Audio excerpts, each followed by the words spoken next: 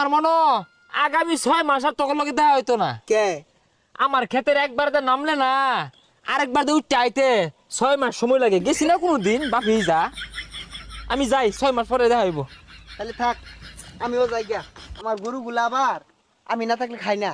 250 300 400 গরু তুই কারে রেছস কে তো জাগা হ্যাঁ আমিও যাই স্বর্ণগুলো কোন পর্যন্ত আইলো দেহ লাগতো না হ্যাঁ তোরা এবার সরগা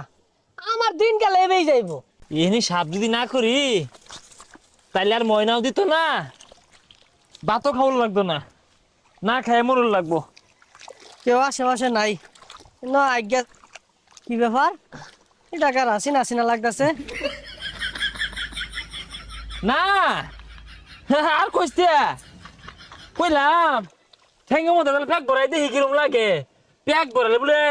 শরীর স্বাস্থ্য ভালো থাকে ওই লেগে নেমে গেল প্যাক ভরাইলাম এটা তো বরসের ক্ষেত